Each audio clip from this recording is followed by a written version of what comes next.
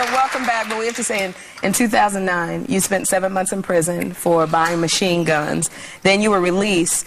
Then 9 months later, you were sent back to prison for another 10 months because there was reports that there was 11 months. Yeah. It was reports that there was ecstasy in the car that you were driving. What happened then? What happened? Well, I was pulled over and ecstasy was found in the car I was driving. And I was, you know, I violated my probation, so they sent me back to prison for 11 months. 11 months, and you just got released. I guess I completed that. But now, I mean, you know, we have a warm feeling about you, but these are two rather serious charges. So, are you clean and sober, and how do you stay there? How do we keep you out of trouble? Can anyone keep you out of trouble? Well, absolutely. I think that I'm going to have to keep me out of trouble more than anybody else. You know. So what are you doing about it? Well, I've accepted that in order to have a different result, you have to take a different approach. Which is?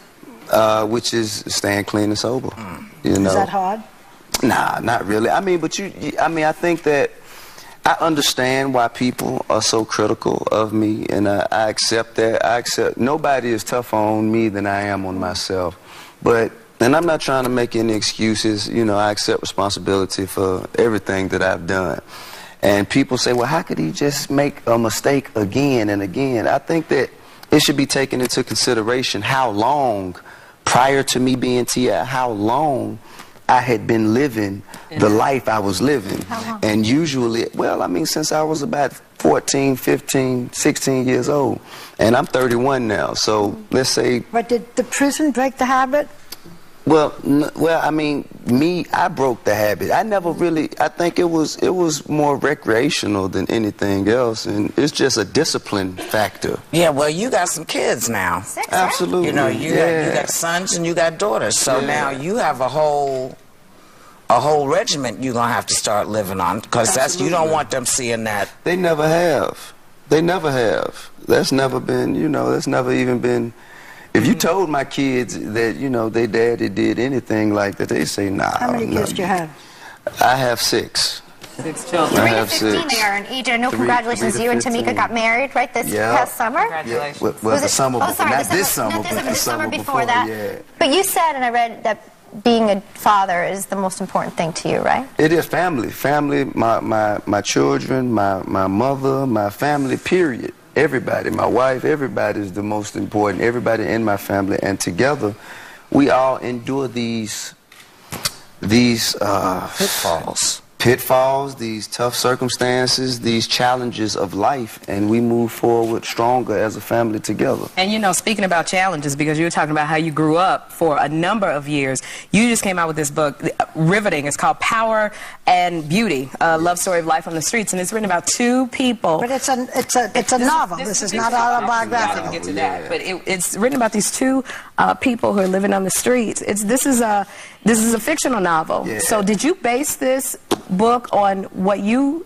dealt with growing up on the streets? It was more, there were some of my experiences that were implemented in the book, but a lot more of the things I observed in my areas and in my environment, what I observed in the lives of other people that, you know, as I grew up.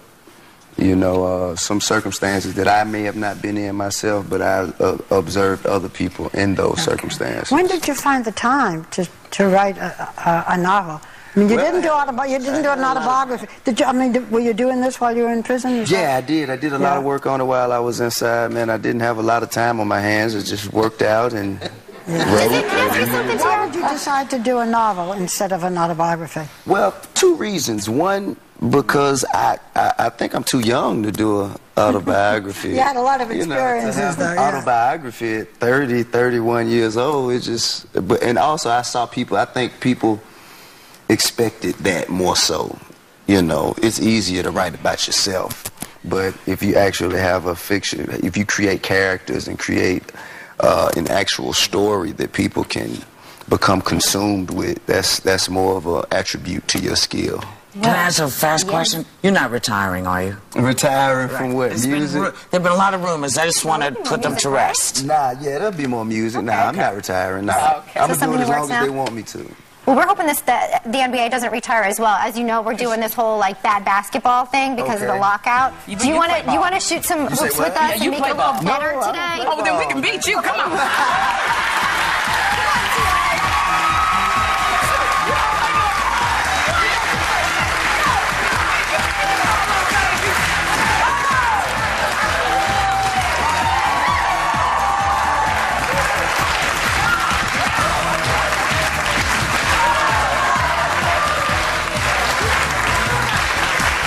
All right, our thanks to members of our home audience are going home with a copy of Power and Beauty. We'll be right back.